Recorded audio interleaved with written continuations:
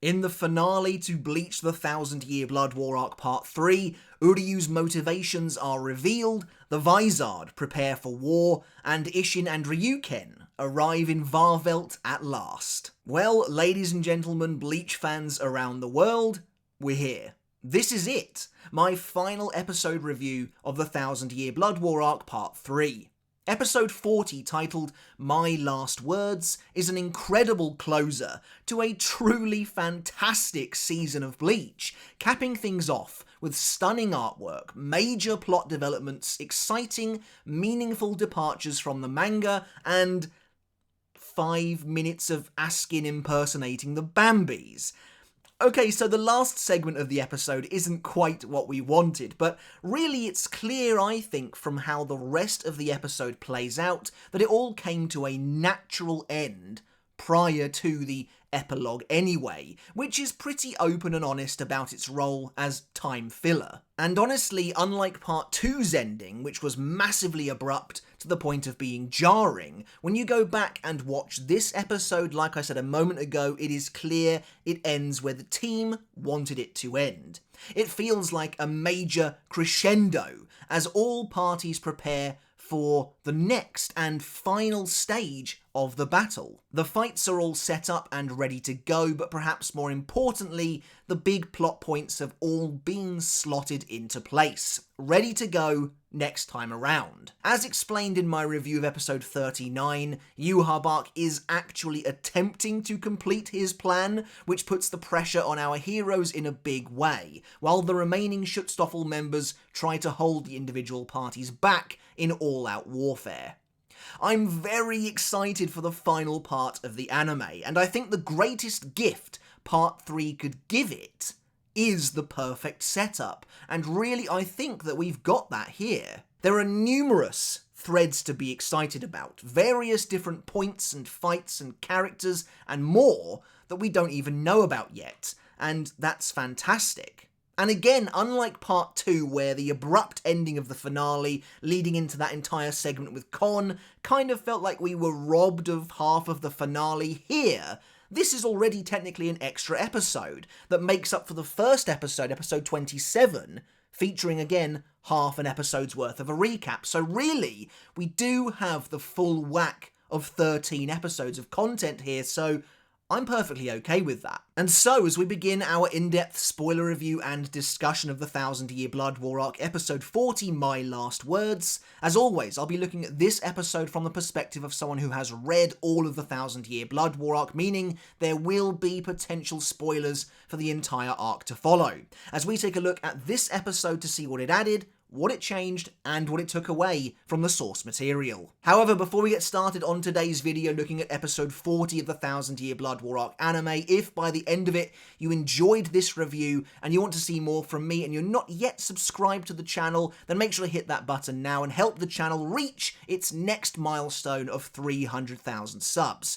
I really would appreciate it, and your support means the absolute world to me. Also, before we continue with the review, a couple of announcements. Firstly, I've made a TikTok, better late than never I suppose, another outlet for my shorts content, which I will be continuing with now the anime is over. So if you're on TikTok, if you want to see more of that sort of thing from me and the channel, make sure to go and give me a follow over there. Again, I really would appreciate the support. And secondly, I've finally released, after more than a long time, another proper video over on my second channel, Mr. Tomo Talks Games. So again, if you're into gaming at all, game discussion, that sort of thing, make sure to go and have a look at that as well. Maybe give the channel a subscribe if you like what you see. We're very close to 10,000 subs, and it is a goal of mine to really get that channel off the ground this year in 2025. That's going to be a focus for me in these next 12 months. So if you want to go and support me over there as well, if you like what I'm doing, I really would appreciate it. Right, enough of that. Let's begin the review then. And as always, we'll start by taking a look at what chapters are covered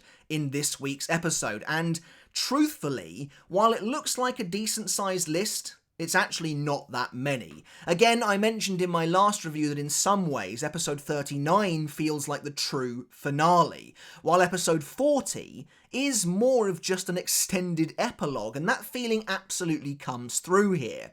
It's not a bad thing, Just an observation. But without further ado then, these are the chapters covered, or should I say touched on, in episode 40. Firstly, we have chapter 635, Hooded Enigma, chapter 654, Dead Man Standing, chapter 658, Fatal Matters Are Cold, chapter 659, There Will Be Frost, chapter 660, The Visible Answer, chapter 661, My Last Words, the title of the episode, and finally chapter 674, Father 2. There we go, the visible answer has actually shown up this time around, but as you can see, there really actually isn't much to cover here, even though it looks like a lot. I wasn't even really sure whether to include certain chapters here, for example, chapter 659, as it is just a replay of the ending of the previous episode. And in chapter 658, well, it's basically 2 panels, I think? Chapter 674. It's literally just the cliffhanger of the chapter, but it is all important stuff and it all deserves to be recognised here. But the reason I think we are covering so few chapters in full, I guess I should say, this time is because the anime has caught up to the narrative really as far as it wants to go in part 3 by the time we even get to episode 40. Were it not for the inclusion of Izuru, we'd only really be looking at 2 decent chunks of chapters really this week, plus of course that tantalising cliffhanger from right near the end of the manga. The rest of the content here is either all brand new, including essentially total rewrites of entire sequences from the manga. For example, perhaps the biggest crowd pleaser of the episode, the arrival of the Vizard, which slots into the story exactly where Gerard defeats the Vizard in the manga. So while technically the same scene chronologically and involving the same characters, it's completely different, to the point where it doesn't resemble that old scene at all. And so going into this review, while I thought it might not be as long as the others due to it having 5 minutes of filler at the end, actually, because so much of this episode is brand new, there's a lot to talk about here. So yeah, we're gearing up for the end now. In terms of manga content, the structure of this episode is fairly straightforward, revolving almost entirely around chapters 660 and 661. Like I said, with some surprise additions, most notably the inclusion of specifically the cliffhanger to chapter 674, which I think many of us were very happy to see indeed. In fact, I had that moment pinned as a potential ending for the entire core at one point. Anyway, let's move on to the spoiler analysis itself. The structure segment of this review is a bit of a mess,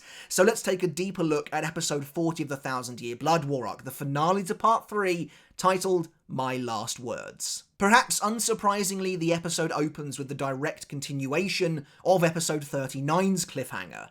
Uryū, sent flying backwards by HASCHWALTH's attack, is horrified to see none other than Ichigo standing behind him as the two stare each other down. Moving swiftly then into chapter 660, Chad and Orihime also arrive on the scene, rushing to catch up to Ichigo, and are saddened to see Uryū standing before them once more.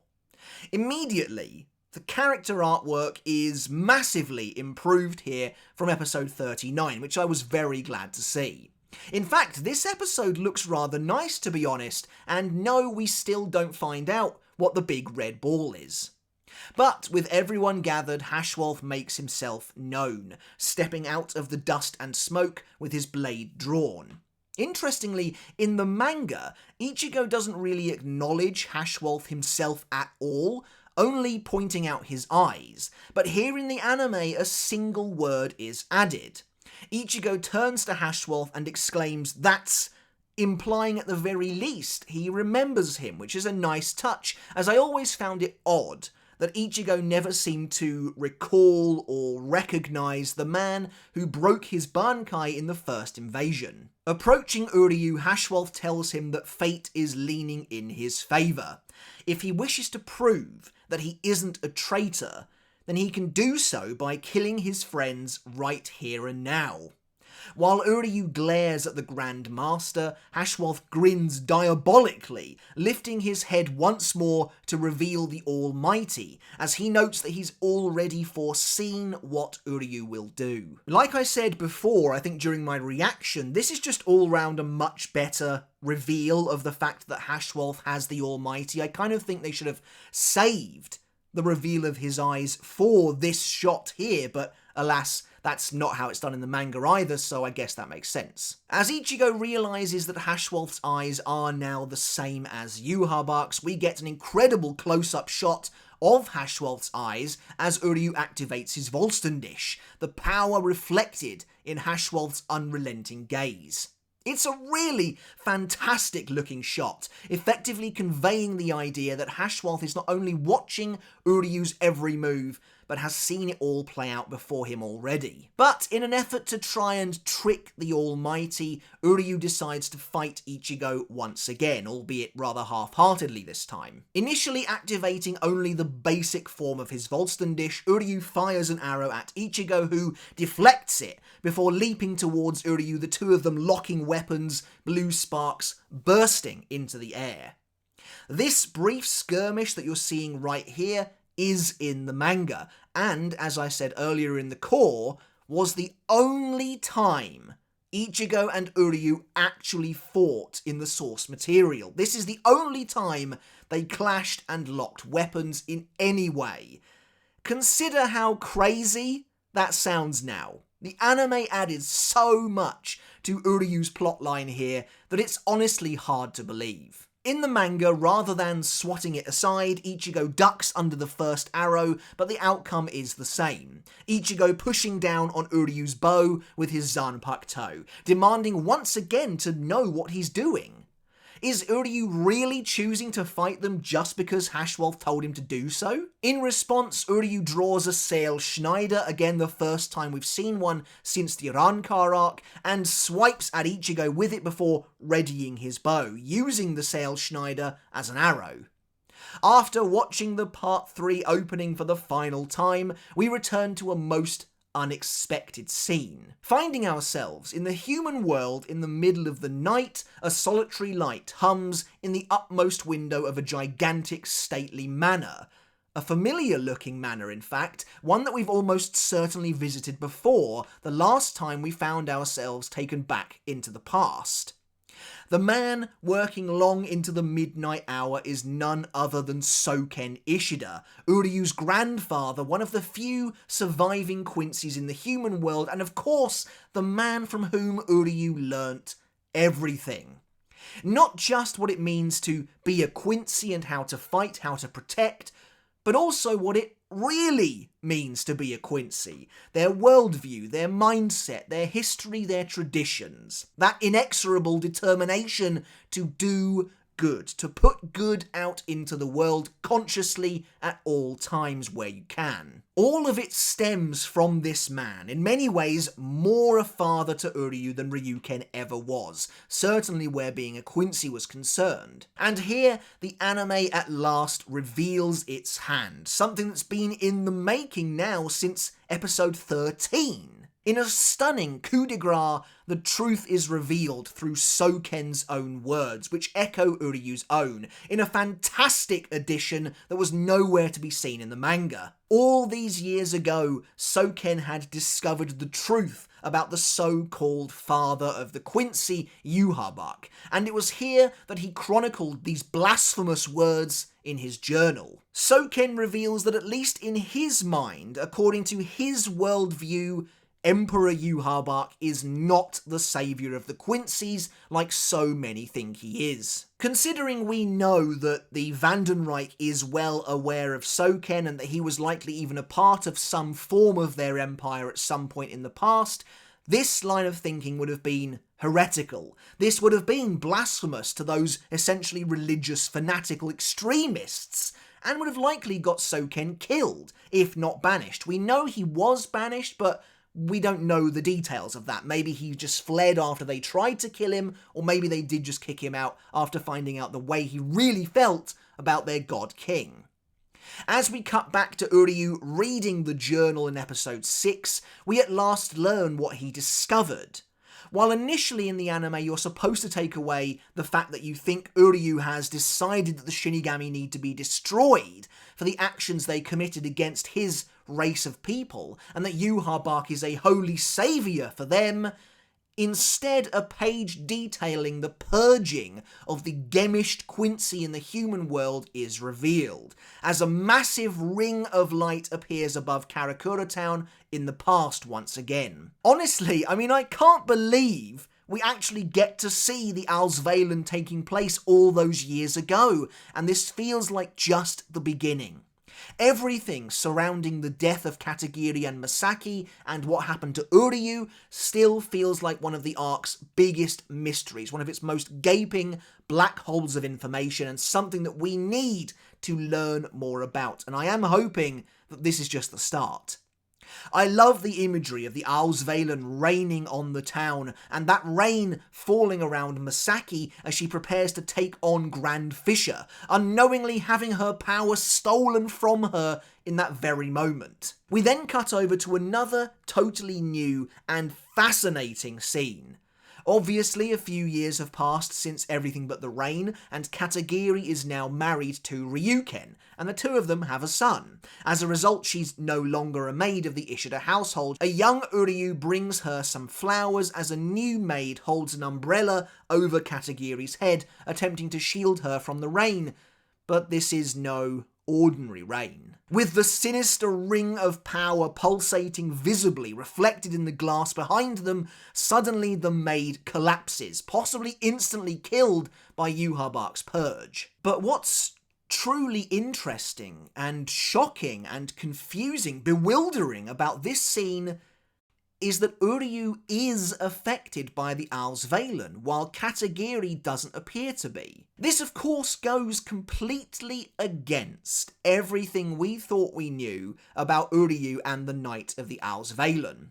There's no getting around it. Like I said, this is one of the arc's biggest mysteries, and a mystery that was simply never explained in the manga.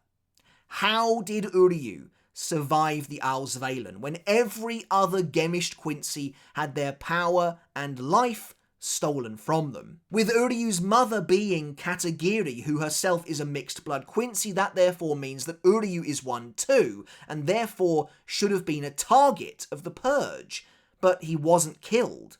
And Yhwach himself notes in the future that Uryū has some power that supersedes his own, the whole reason he is made Yhwach's heir, but the truth has never been revealed. For a long time, many of us speculated that perhaps Uryū somehow innately used a version of the antithesis to protect himself, but thankfully it looks as though the anime is going to provide us with some answers, albeit not just yet. But don't worry, because there is still more to chew on here. With a seriously weakened Uryū collapsed on the ground, Katagiri holds her son close, and faintly, in the reflection of a nearby puddle, we can see what appears to be the wings of her Quincy Vollständish appearing. Wow, how awesome is this entire flashback? I'm probably going to make a dedicated video on this, to be honest, sooner rather than later. I'm still playing catch-up as for now, but let's briefly discuss what could be going on here. Firstly, it's really weird that Katagiri doesn't appear to be affected by the Auswählen in any way. Both the manga and the anime have Isshin telling Ichigo that Katagiri, who was already frail and sickly, collapsed on this day and then died 3 months later. As a mixed blood Quincy, she should have been a target for Yhwach's purge, so what's happening here? Well, first of all, I think we need to entertain the possibility that Isshin either wasn't told the whole story or was outright lied to by Ryūken. Secondly, while living world Quincies like the Ishida family almost certainly would not possess shrifts yet, as we're fairly certain that shrifts as a concept weren't even introduced until relatively recently, and certainly wouldn't have been given out to these living world Quincies, who it seems like were basically considered pariahs by the Vandenreich, it is totally possible that some innate version of what would become the antithesis power exists in their family already. Although the scene was removed in the anime, it was revealed in the manga that Royd and Lloyd were born with some form of the yourself already. Now, perhaps the idea of this was removed because it no longer made sense, or because the anime team wanted to make this a trait unique to Uryū's family later in the series. So this leaves us with two possible ideas that I'm currently toying with. Either Uryū himself was born with an innate version of the antithesis, and in this moment that we're seeing here, accidentally reversed the situation between himself and his mother, inadvertently reflecting the effects of Auswählen onto her while saving himself. Or, option 2, somehow Katagiri bears a version of the antithesis and knowingly reversed the situations between herself and her son, saving him while falling ill herself. I actually think the second scenario is more likely due to the appearance of what seems to be Katagiri's Volstendish, but that still doesn't answer how Katagiri wasn't affected in the first place. Either way, this scenario works on a thematic level too. Ichigo used to blame himself for his mother's death, and after these potential revelations, it's likely that Uryū feels the same way about his mother. Saddened, Soken continues, explaining that in order to heal his wounds from the war 1,000 years ago, the tyrant, Yūharbak, used Auswählen to rob their Quincy brethren of their powers and lives, as we see him watching over a young Uryū, the boy standing at his mother's grave. It's here that Soken says he became convinced, as we see a cool image in the journal of someone wearing the Leiden-Hand, presumably a prototype. Soken goes on to say that he believes Yūharbak will never forgive this world that has forsaken the Quincy's. One day, Yūharbak will return and attempt to put an end to this loathsome world once and for all. For what little we know of Soken's character, he's always been opposed to violence, and yet here, he feels so strongly that the Quincy's who live in the world of the living, the one they call home, have such a responsibility to that world's inhabitants, that they must stop Yūharbak when the time comes. As Soken says this, we see the scene from the end of Everything But the Rain in part 1 of the anime, where a hooded HASCHWALTH approaches a seemingly despondent and isolated Uryū in the world of the living, ready to recruit what he believed was a disillusioned young man into their extremist ranks. But, as we discover here, this is no despondent Uryū, but a resolute one. What was always going through Uryū's mind were the cherished words of his grandfather. On their honour as a Quincy, they must protect the world. They must protect the people they love. After all, it wasn't this world's fault that the Soul King seemingly decided to forsake the Quincy. It wasn't the inhabitants of this world's fault, nor these modern-day living world Quincy's fault, that Yūharbak kind of got what was coming to him. But still, Yūharbak is choosing to punish not only this world, but all worlds for what he sees as a perceived slight against not only his father, but also the Quincy race as well. Honestly, I think this is beautifully handled. I really couldn't be much happier with it. The anime has completely lapped the manga's version of Uryū's story multiple times over by this point, and it really goes to show that given the chance to make changes, Kubo identified Uryū as a major point of contention for him, and that totally makes sense to me. Uryū is the heart of this arc, or at least he should have been. And here in part 3, he's absolutely been the key to it all. The anime has already been making strides to improve Uryū's plotline, to the point where even in part 2 it was dramatically improved, and it already seemed like they were making massive changes to how things were going to play out for him, and although the outcome so far is looking to be essentially the same, part 3 went even further in delivering on what should have been Uryū's potential all along. I also feel pretty vindicated by this scene in many ways. I and many others have been saying for a long time now that this narrative that Yūharbak is somehow a slighted, wronged, noble person is kind of nonsensical, that Yhwach really is little more than a monstrous despot, ranking him as the third most evil character in Bleach, and going so far as to call him a cancer on not just the world of Bleach, but the Quincy race. He is a poison to his own people, and truthfully has never really looked out for anyone but himself. While there may be a twinge of nobility in his desire to free his father from his endless humiliation imposed upon him by the Shinigami, and the fact that he does have to live with the pain and suffering of all Quincy connected to him, what's that old saying? Two wrongs don't make a right. And Yhwach most assuredly thinks he's right. And that's where the great hypocrisy of Yhwach's character comes in. That's how I think the anime has improved Yhwach's character as well, in a big way. Despite supposedly acting out of a desire to set his people free of that constant fear of death, he knowingly, callously robs them of their lives whenever he sees fit. Those that he doesn't believe are worthy or even worthwhile to continue bearing the Quincy name and standard are nothing more than fodder to him, because they're not people to him, certainly not children, and he isn't their father. Anyway, returning to the present day, Uryū activates his full Volston dish, though notably still missing a halo, and continues to battle Ichigo in a new fight scene. Zipping around the air, Uryū fires his drones at Ichigo, but the two clash in the sky as Ichigo leaps towards him. Chad and Orihime look on from the sidelines, with Orihime even looking like she wants to reach out to Ichigo, perhaps to help in some way in a nice moment. To be honest, I feel like they should be getting involved here.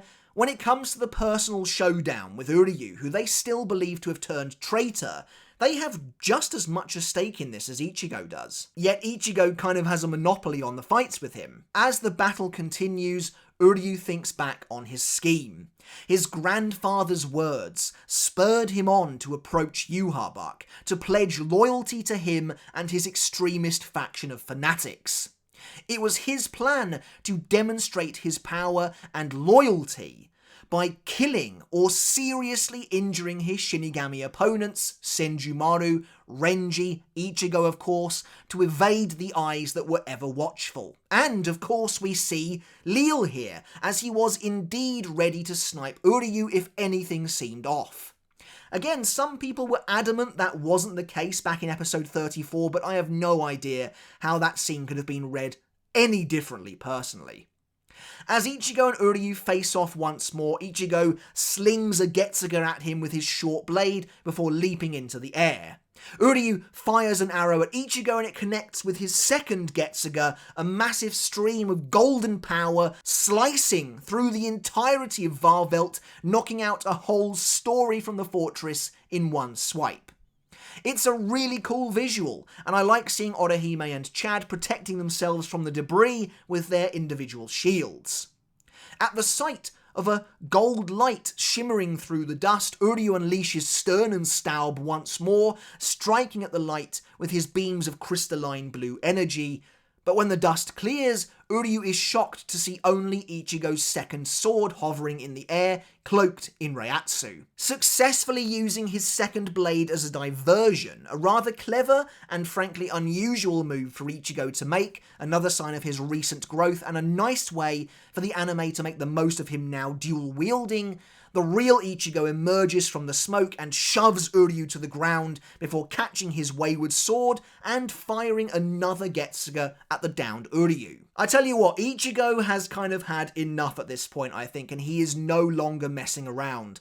While I don't think Uryū's heart is quite as in it as it was in episode 30 anymore, I mean, he is getting knocked around like a ragdoll at this point, and Ichigo is really kind of overwhelming him. But Uryū is fast enough to fling an arrow towards the oncoming Getsuga and their attacks collide, causing a massive explosion that shatters the floor beneath Ichigo's feet.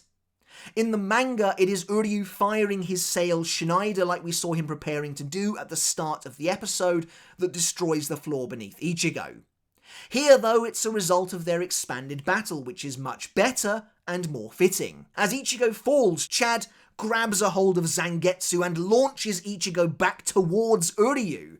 allowing him to grab their friend before they all kind of just fall to the floor below.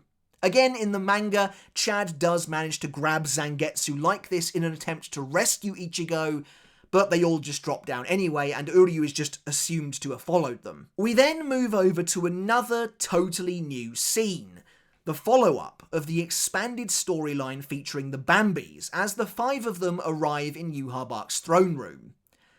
I was a bit disappointed to see absolutely nothing come of the whole Soldat Shade thing. I feel like it could have been turned into something really cool, but instead the Bambis simply defeated them all off-screen, and Giselle tosses the head of one of them to the side in a dismissive fashion. Unless these guys kind of come back in a big way in Core 4, and I think maybe they will, it does make me wonder what the point was of extending this scene at all, to be honest, aside from, I guess, bringing back Bambietta, Candice, and Meninas, which, to be fair, I did like a lot. Now, as they approach Yūhabak, I realise I was mistaken in my review episode 39. I noted that I thought Yūhabak was supposed to be asleep in this episode, but I don't think he was, hence why he still had the eyes of the Soul King's power on his face, and hence how he was able to smirk when he realised that Mimi-Hagi's power had given out. Now though, he does appear to be asleep, the eyes are gone, so it all seems to work. Although, HASCHWALTH has the eyes of the Almighty at the very start of episode 39, so that is kind of weird. But regardless, Giselle notes that Yūhabak appears to be sleeping, and Lil Toto replies that that's not their problem, before her mouth unhinges like a snake as the 5 of them all leap towards their king, ready to try and kill him. The soundtrack that starts playing here, by the way, is absolutely awesome. It's so foreboding, and yet so epic, and honestly I think it's perfect. Next up, we have another completely new scene, an extension to Yoruichi's battle with Askin. Yoruichi flees through the city, carrying the grievously wounded Yushiro in her arms before taking cover behind a shattered wall. Unfortunately for her, however, Askin has managed to follow her, and in a great little moment we see him leaning on the wall beside her, a gift ball in his hand as he compliments her speed. I like that he accurately refers to her as the former commander of the Omnitsukido, before casually admitting that he's rather fast as well. Yoruichi reactivates her Shunko immediately, causing Askin to leap backwards and away from the blast of lightning. She reappears behind him and attempts to swipe at him, but Askin vanishes as well, reappearing behind her instead. Still clutching his gift ball, Askin muses that she isn't listening to him. To be honest, I never had Askin down as a speedster in particular, though obviously he was always impressively fast to keep up with Yoruichi, at least in some sense, but the anime seems to be really leaning into it. However, in another really cool piece of choreography, Yoruichi twists round sharply and strikes the orbs of electricity floating behind her, which is interesting as that means that she can detach herself from the Raijin Senkei. The explosion of yellow light momentarily blinding Askin like a flashbang. Taking her chance, Yoruichi kicks the Sternritter across the face before leaping on top of him. Wrapping herself around Askin, she backflips again and flings the Quincy away, sending him flying across the battlefield. With a smirk, Yoruichi quickly rushes back to Yushiro's side. Like I said, this is all new. In the manga, the next time we see Yoruichi, she's already been struck by a gift ball and is feeling the nauseating effects of Askin's poison. So I kind of wonder if we're going to get more additional scenes for this fight in part 4 to more organically bridge the gap. Honestly, it would feel even more jarring now to cut to that shot of a downed Yoruichi after this than it did in the manga, where she was facing Askin down and clearly on the back foot already. After this, however, we move on to yet another new scene, and it's perhaps the single biggest moment of the finale. Certainly for manga readers, this has to be the biggest crowd pleaser of the episode. It was for me, at least. As the music reaches its chest-thumping apex, a holy orchestral choir blaring, the now gigantic Gerard stomps through the city streets, and we're treated to an awesome first-person perspective as he looms over the cityscape, reaching down to break off another tower before launching it at a building in the distance. We discover, though, that it wasn't a random target he was aiming at. Momo is still up and about, but she's injured and taking shelter inside the building. In a truly phenomenal little sequence, Momo suddenly realises that Gerard is now right outside, and as the entire earth quakes, his massive, glowing eye appears in the window itself. Momo clamps a hand over her mouth in an attempt to hide, but Gerard brings his fist down upon the rooftop, obliterating the building. Believing he's wiped her out, Gerard rises again before lamenting that this battle is too easy, and even the captains of the Gotei 13 can do nothing before his power of the miracle.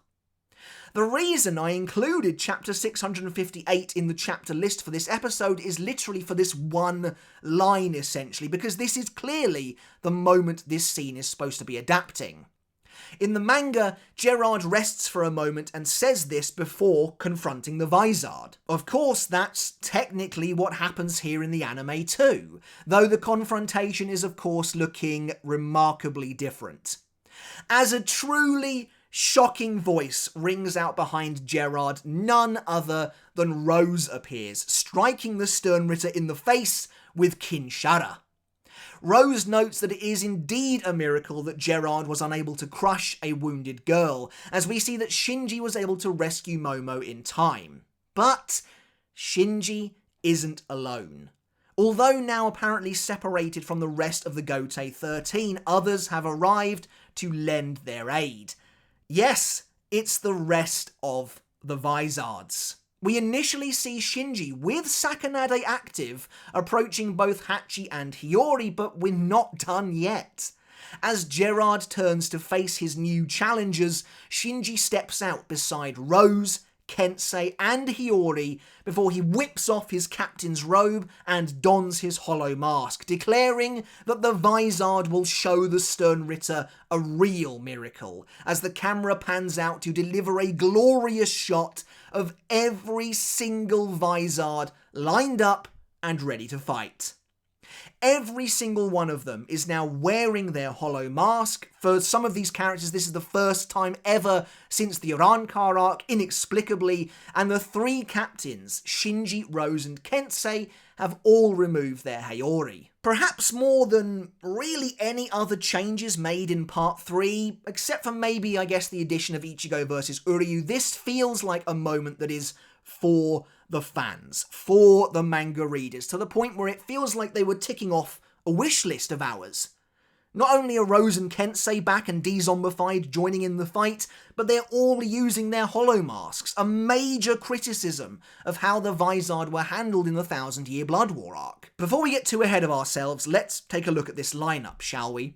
Rose can be seen wielding the sealed form of Kinshara, which is a bit odd seeing as he just used Shikai a mere moment ago. Beside him is Mashiro, who is also wearing her hollow mask, but interestingly, she also has her leg armour on that was a part of her greater hollowification seen in Turn Back the Pendulum, something she hasn't worn since. Next to them is Kensei, who is wielding the Shikai form of his Tachikaze. Then there's Shinji in the centre, holding his Hiyori over his shoulder, properly revealing his waistcoat for the first time. Again, weirdly, his Sakanade is now sealed and back in its sheath. I wonder if he used Sakanade to confuse Gerard, which is how he missed Hinamori earlier on. Next to him is Hiyori, not much to say there, followed by Hachi, who is clutching his Zanpakuto inside a Kido box. This feels like a direct callback to the Fate Karakura Town arc, where Hachi was seen wielding his Zanpakuto, although wielding's not really the right word, in the same way. Will we actually see him use it this time? I have my doubts. It feels like it's meant to be a reference and little more, to be honest. By the way, Lisa looks absolutely tiny in front of Hachi here. The perspective is definitely a little off, but it is cool to see her wielding Haguro Tonbo already. And finally, beside her is Love, who hasn't yet released his Zanpakuto. There's obviously loads to love and loads to say here. I mean, this is the biggest moment of the episode. The Vizard are back and in a huge way. Infamous for their terrible performances throughout the 1000-Year Blood War arc, it seems like they are maybe, finally, going to be given a break. Now, of course, let's be real, no one is expecting them to defeat Gerard. They will ultimately lose, but like with the Zero Division before them, it's how they lose that's important. And again, I've said for ages that them losing doesn't mean they all need to be written out of the final battle for good. There's nothing to say, for example, that Shinji can't stick around to help out the next wave of fighters. But yeah, this is massive. First you've got Mashiro, who was completely forgotten in the manga. She literally never shows up again after beating Hisagi up in chapter 538, so this is already a win for her. Then there's Rose and Kensei. After being killed, zombified, and then re-zombified as Mayuri's slaves, they aren't seen again in the manga until the epilogue. Here, though, the two of them have been de-zombified and are joining the fight as their normal selves. It was literally a Hail Mary, no shot wish of mine to see them return for the final battle, and well, here we are. I mean, you saw the reaction. I genuinely couldn't believe what I was hearing when Rose's voice cropped up. And it makes total sense too, that's the thing.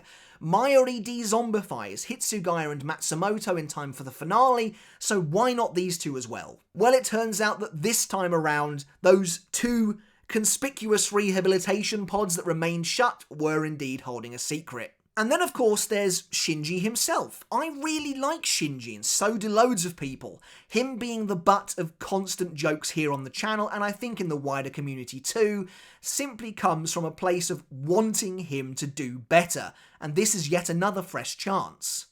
As far as the Varvelt arc goes, this is definitely the biggest, most substantial change to date, reintroducing numerous missing characters as well as changing the short-term fates of others. What's really cool though, is that chronologically, we're still in the same place as the manga. This is where Gerard fights the Vizard in the manga too, so it's clearly being changed completely. To that end, we can probably consider this entire chunk of chapter 658 to be cut, so let's take a look at what's been removed. In the manga, as Gerard declares that the battle is too easy, we see Hiyori and Hachi watching from inside a nearby building. As Gerard laments having to rummage through the rubble in his godlike state to find those who remain, he notes that the task is close to impossible. But that's exactly why he'll succeed. Spinning around, Gerard automatically locates Hiyori and Hachi, annihilating their hiding spot as they leap into the sky to avoid him. Gerard roars that a miracle is when the impossible becomes possible, but Hiyori, donning her hollow mask, readies a triple Sero, which admittedly was always very cool. However, Gerard deflects the Sero with his bare hand, bellowing that she couldn't have possibly thought that would work. Hiyori admits that she didn't, however, which is why there's more to their plan than just that. Suddenly, Love, Lisa and Hachi appear in the sky behind Gerard. Love and Lisa have both activated their Shikai and are wearing their masks, while Hachi uses a new Kido ability. In, again, what is a really neat scene, the three Vizard unleash their attacks, striking Gerard at once, with a massive explosion, a combination of their individual powers engulfing the entire top half of his body. Yet, inexplicably, Gerard is completely unharmed, and uses his colossal shield to swat the four Vizard away in one swing. Hiyori, Love, Lisa and Hachi slam into nearby buildings and are never seen again until the epilogue. In fact, Hachi and Love are just never seen again. Yes, it really is that bad. That's the last we see of the Vizard in this final battle. So it's with great pleasure that I can say it looks like one of the foremost biggest disappointments of the arc has been scrapped entirely in favour of a new, hopefully better showdown. Again, no one is expecting the Vizard to win, but, well, we can be optimistic that they'll at least do some damage to Gerard this time around.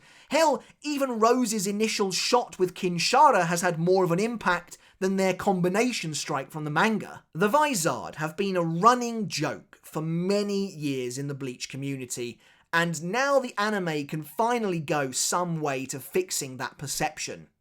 I'm personally not expecting a fight anywhere near as long as the Zero Division's one, to be honest. Maybe the Vizard will get half an episode if we're lucky, a 10-minute long new sequence perhaps, to try and keep my expectations realistic. The one thing I dread is that we return to this scene in part 4 to find half of them already knocked unconscious or something, but I guess we'll have to see. For now, this is absolutely the episode's coolest moment and a surprise fitting of the finale. A surprise that once again teases big changes to come in the final part of the anime. There is a lot to talk about here, but I want to do a video on it very soon, so I'll save the rest of my thoughts for now. There's one thing I want to bring up that I forgot about, however, in regards to episode 39 that I thought was interesting. After Gerard transforms in that episode, there is an art error in a few shots where he has miniature shields covering his knuckles. And the reason I find this so interesting is because this is actually a design element for his later transformations. This is something he doesn't get until his arm is cut off by Kenpachi and then restored bigger and stronger than before. That's when he gets the shields on his knuckles. So it's weird that the anime would have incorporated this mistake already, especially as his hands do revert to normal later on in the scene. Anyway, for now, we move over to another new little sequence where we return to Ryūken and Ukitake, two characters that again I really wasn't expecting to see, save for a very small appearance for Ukitake later on. Ryūken is pacing back and forth inside their box, clearly anxious to go and help. Interrupting her thoughts, Ukitake reinforces that he's not leaving, musing that there is nothing they could do even if they went, which I don't necessarily agree with, but there you go. Ryūken says that Ukitake wants to keep his promise to Ichigo, which Ukitake acknowledges, but also lets on that there is another reason for why they aren't going. They've got somewhere else to be. Unbeknownst to Ryūken, Ukitake has another mission to accomplish. Was it given to him by Kisuke? If so, that's really awesome. I love the idea that Kisuke knew they would need the help of certain other Fullbringers, so as Ukitake reveals that they've returned to Ku Kakushima's residence back in the Soul Society, well, I was incredibly excited. Now, unfortunately, we don't see Ginjo and Tsukishima in this episode, not even Giriko, but they're coming. Honestly, it's just cool that they're even being teased, and it wouldn't surprise me if they also collected Kukaku as well this time, and hell, maybe someone like Jidanbo too. Why not? Bring everyone up for the final battle. Let's actually have them join the war in a meaningful way. I'd love to see that. If the Fullbringers get a team-up moment like the Vizard, that would be absolutely incredible. Of course, Ukitake has been sent to pick up Ginjo and Tsukishima, as Tsukishima in particular has a big, pivotal role to play in bringing down Yhwach later on, but let's give them something else to do as well. But before they can proceed any further, the two of them notice several gold lights raining down upon the Sternritter from afar. I was actually wondering if you can hear the sound of Lille screaming as the rainfall batters the shack on Maku, but I'm not entirely sure. By the way, when some of the droplets slam into the barrier and disperse in a shower of sparks, is that meant to be several of the Lille flamingos being vaporized on contact? That would be kind of cool, though I think they all managed to burst through and into the Sternritter. Anyway, we randomly return to chapter 654 briefly, as the Sternritter is assaulted with these falling stars, gold lights smashing into the ground below. Even Aizen, who has been left in his chair, wonders what on earth is going on above, in a nice little cameo here in the finale. From the debris, strange mutated creatures emerge, glowing a brilliant, shimmering gold. These peculiar birds tower over the various Shinigami officers, their heads resembling Lille's second angelic form but pared back, and reduced to, for the most part, simple bird-like creatures stripped of their holy forms. As Lille begins ravaging what's left of the Sternritter, blasting officers with orbs of light, a fair bit has actually been cut from this scene here in the episode. Essentially, all of Lille's dialogue is gone. In the manga, after Lille kills an officer with a shot of energy, we watch as his head reforms, slowly transforming back into something that vaguely resembled his former appearance. However, lifting his eye, Lille realises his halo is gone, and notes that having lost his halo and fallen from heaven, it's as though he's the one who has sinned. He then completely loses his mind, spinning his head around violently as he sends blasts across the entire Sternritter, demolishing many of the nearby buildings. As he screams that Kyoraku will pay for what he's done, Lille vows to trample over the Sternritter his enemy tried to protect. As numerous Shinigami arrive on the scene, they can only watch in horror as multiple of these Lille flamingos tower over them, ready to kill them all, when suddenly one of the birds is split in two and Izuru arrives. So all of that dialogue is cut here. Instead, Lille immediately begins charging a blast, only to be killed by Izuru, who is revealed to have survived the first invasion after all. Izuru's big reveal here in the anime is handled really well, I think. I love seeing the moon appear through the gap in his body and hearing the anime blaring these ominous trumpets as his full form comes into view is so theatrical and so eccentric. It's perfect for the oozing immense amount of edge in this scene as Izuru lifts his head, calling himself a dead man as he faces off with the Lille flamingos. Interestingly, the rest of this scene is cut as well, though I'm not going to include it here as I have a feeling it might show up again in part 4, though I guess we'll have to see. If it doesn't, I'll have to remember to cover it there. Also, looking at this sequence, I can't help but lament, but wish the second invasion had kind of looked like this, to be honest. The colour grading and the sky, they look so nice here. Anyway, we return to chapter 659 as we're treated to a pair of Uryū-centric flashbacks from the manga. One that shows a brief conversation he and Ichigo had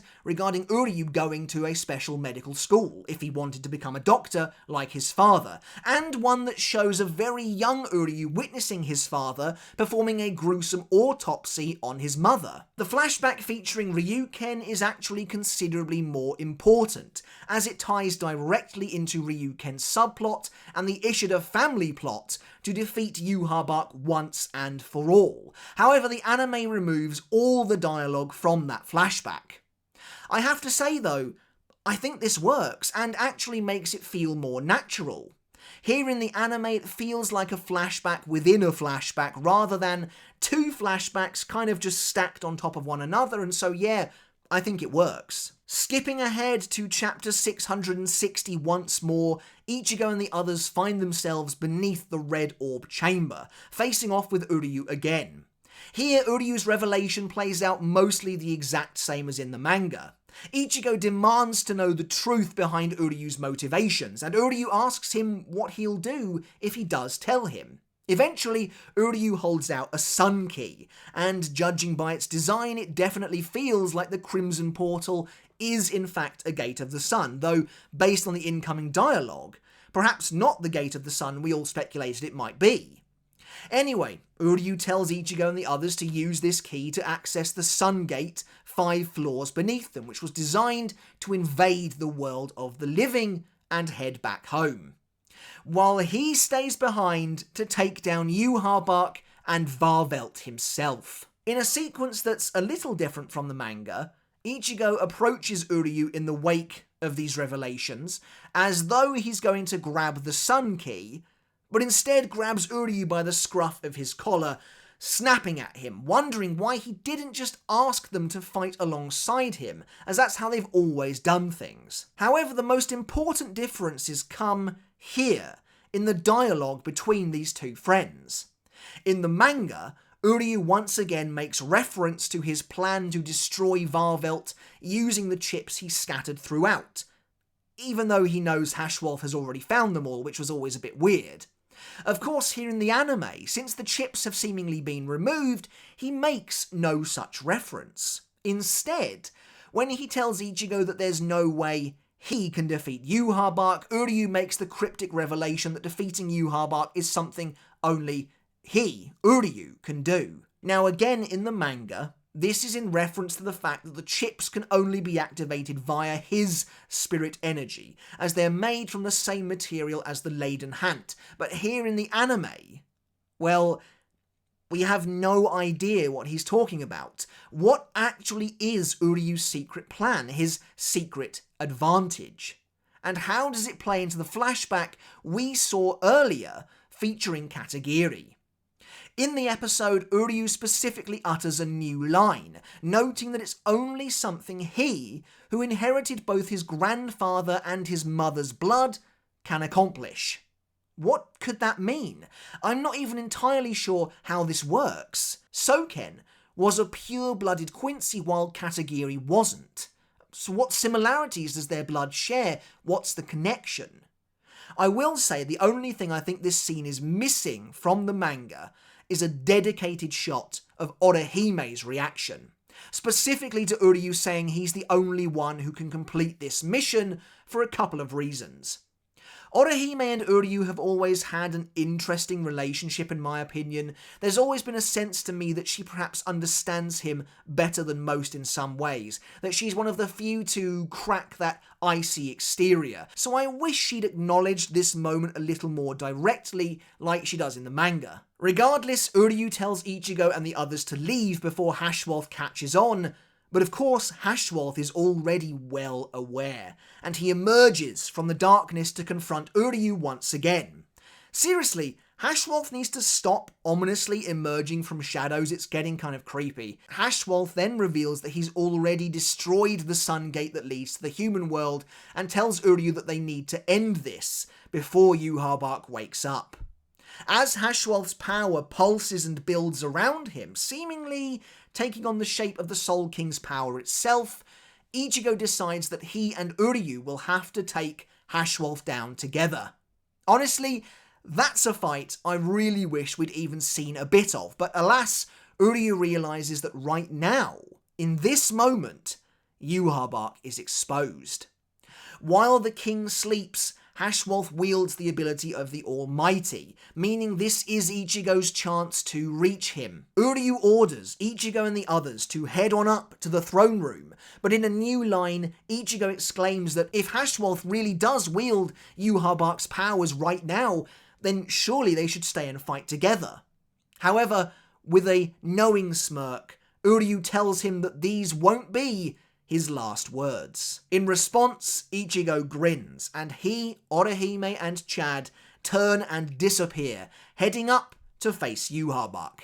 At last, Uryū's true nature has been revealed. It's been a long time coming, and thankfully for them, he remains the Uryū they thought they knew. But Uryū's ultimate test still lies ahead. As HASCHWALTH notes there's no need to pursue them, as he's already seen that they'll die in the future, Uryū draws his bow and prepares to fight the Grand Master himself.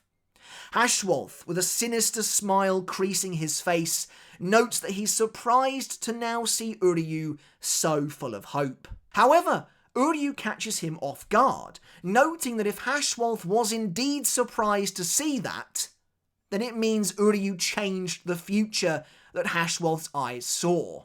Momentarily shocked, HASCHWALTH's eyes flash blue again for a split second before Uryū coldly tells the Grand Master that for him, that power is far from almighty indeed. As Uryū readies an arrow, HASCHWALTH draws his sword, and the two of them stare each other down, their final face-off about to begin. But we're not quite done just yet though.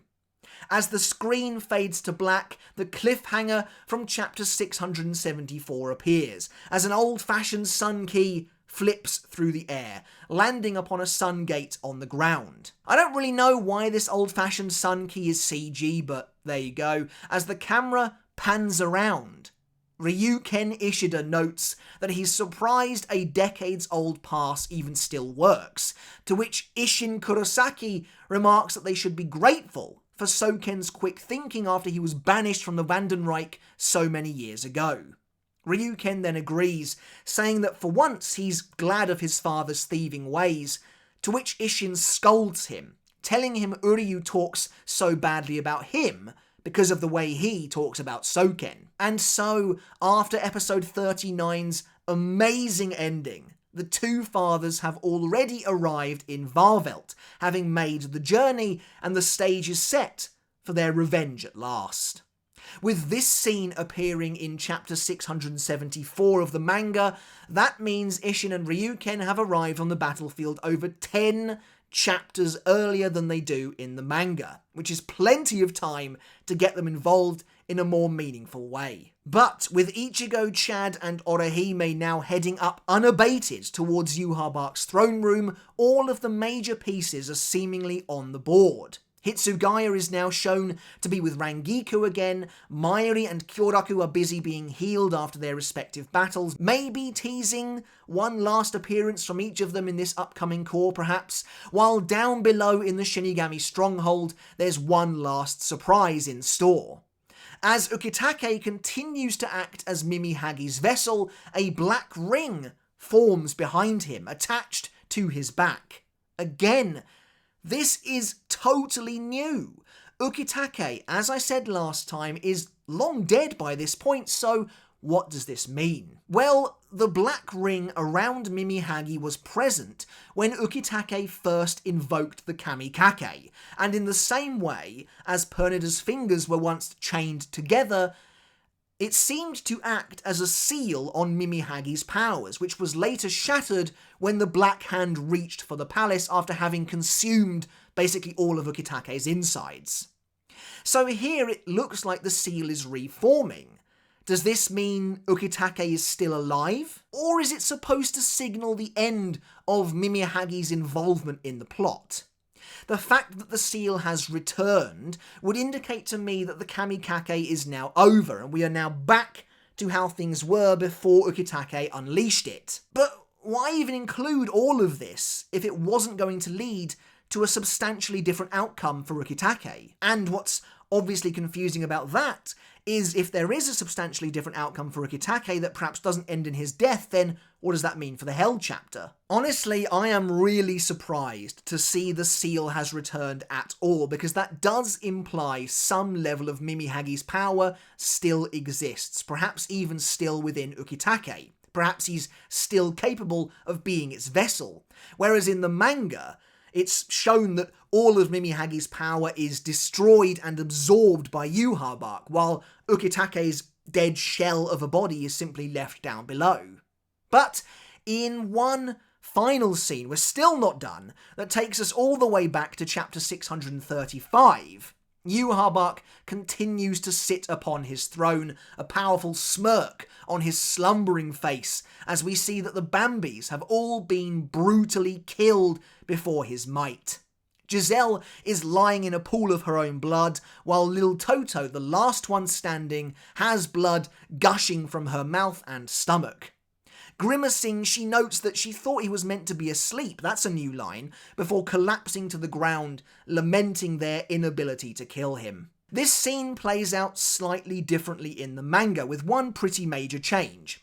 For starters, Yūhabark isn't in his throne room when the Bambis find him in the chapter. He appears to be in a different, smaller location, maybe a bedchamber or something like that. And of course, in that scene, it's only Lil Toto and Giselle that face him. But the biggest difference is the fact that in the manga, Yūhabark is awake when he defeats them both. With the Soul King's eyes on his face, he then goes and sits down and goes to sleep, saying at last he can get some rest, giving HASCHWALTH the Almighty in that moment. Here, well, he does appear to be asleep, but he's killed them regardless. I assume, as a blanket of darkness encroaches the entire throne room, that's supposed to be actually happening, showing us that even while asleep, torrents of his unfathomable power will still protect him, perhaps implying that Ichigo and the others are running into a trap. Either way, with the Bambis' corpses forming a Quincy cross on the ground, the episode and part 3 of the 1000-Year Blood War arc anime ends with a stunning shot that zooms out of the throne room all the way through the city streets of Varvelt and seamlessly into the ending itself. It is really awesome. But yeah, that's it for the episode, for the finale in its entirety. Of course, after this, we do have the kind of 5-minute comedy hour featuring Askin, the Quincy Daten. I mean, I would have loved to have seen a new version of the Quincy Encyclopedia, which is what we have here. Askin is a perfect host, but this isn't really what people were after, I don't think. First of all, it doesn't need to be anywhere near this long. Secondly, the production value isn't really there. It's just repurposed stills from the manga, essentially. And thirdly, there's just nowhere near enough value included in here. There's nothing really to talk about. This sequence, and I know I have harped on about this a million times, but like, why not use a sequence like this to talk about the missing Schrifts, K and N, to give us any backstory on some other Sternritter members? We do admittedly get a little bit of that. It starts off quite well, talking to us a little bit more about Yhwach's original Schutzstaffel from 1,000 years ago, giving us full body designs for these characters that look great, and revealing the girl's name officially to be Nikita Deslock. But that's really it. There should have been a lot more. Instead, Askin impersonates the Bambis, which admittedly is kind of funny, but yeah, I do wish that there had been a little more of value to be found in this section. Of course, being the final episode, there's no poem this week, but we do have use of the Sternritter in Memoriam for one final time here in the 1000-Year Blood War arc part 3. There have been far fewer Sternritter deaths here than there were in part 2, that's for sure, but we are closing out this season of Bleach by saying goodbye to Sternritter Z the Zombie Giselle Jewel and Sternritter G the Glutton Lil Toto Lamperd. Now, whether these characters are actually dead or not really comes down to whether or not they want to de-canonize Can't Fear Your Own World, but for now I'm going to include them on here because this is it as far as they're concerned in the 1000-Year Blood War arc. Giselle and Lil Toto are by far my favourite members of the Bambi, so it is a shame to see them go. I did like this sequence. I thought it was very cool, very ominous here in the anime, watching them fall before Yhwach. I think it was definitely better than it was handled in the manga, that's for sure, so it's a shame to see them go, but they are the final 2 members to join the Sternritter in Memoriam wall for the 1000-Year Blood War arc part 3. Again, considering this is the final episode of this part, I'm also not going to do a prediction segment. I am going to do a separate video looking at what I think we might get in Core 4 in terms of what will be brand new, so stay tuned for that. That's going to be pretty exciting and a lot of fun, I think, but aside from that, that's really it. That's the end of my review for the 1000-Year Blood War arc episode 40, titled My Last Words. As always, I really do hope you enjoyed it. Thank you for sticking with me to the very end, and I hope you got something of value from this video as well today. Let me know down in the comments below, what did you think of the finale to the 1000-Year Blood War arc part 3 episode 40? Did you enjoy it? How did you feel about the extra scenes added here? There are so many new scenes, whether of course it's the massive moment for the Vizards, the small extension to Yoruichi versus Askin, of course the enormous revelations surrounding Uryū, Soken, Katagiri, those mysteries that we will be following up with in a separate video. I'd love to hear all of your thoughts, your theories, your speculations down in the comments below. And what did you think of the weird Askin segment at the end? I'd love to hear your thoughts on all of that. Do please let me know. Once again, as with the live reactions, guys, I'm just going to end by saying an enormous thank you to each and every one of you for joining me every single week for these episode reviews. I appreciate they are pretty long, but I feel like it was only natural they were going to be the longest set so far with the amount of changes and restructuring and new scenes found in part 3, and it's probably going to be crazy in part 4 as well. But despite the fact they are the longest videos to make for me, they are the most amount of work, they are a lot of fun as well, and I really do enjoy making them. So thank you once again for coming here every single week. I really do appreciate it, and it is a massive privilege and an honour that you decide to come and spend this time with me discussing our favourite series. I really do appreciate it, so thank you all so very much. And I want to end with another shameless plug. Make sure to follow my TikTok if you haven't done already for my Bleach Shorts content, if it's more convenient for you over there. And please do go and check out my brand new video over on my second channel, Mr. Tomo Talks Games. The link will be in the description and the pinned comment. We're talking about Astrobot, the fact it won Game of the Year, and how I think that not only was it deserved, but I think the writing was on the wall based on Astrobot's previous franchise history, which has been absolutely stellar up until now, but barely recognised by many due to its frankly niche status as essentially an ambassador for PlayStation hardware up until this point. I'd love to hear all of your thoughts in that video as well, so please do go and give it a watch. And don't forget to subscribe too, we're so close to 10,000 subs. Anyway guys, thank you again so very much for watching. As always, I want to end this video by saying a massive thank you and giving a huge shout out to my wonderful supporters over on Patreon. Again, your support there does mean the absolute world to me, and it really does make an enormous difference. Even with the 1000 Year Blood War Arc Part 3 now over, if you enjoy what I do here on YouTube, please consider supporting me over there for as little as $1 a month. That will get you your name in the credits of every single video of mine, and at $2 tier or higher, you can get every video I release absolutely free of those baked-in YouTube ads. Alright guys, once again, thank you so very much for watching. Until next time, I'll catch you later, and I'll see you then.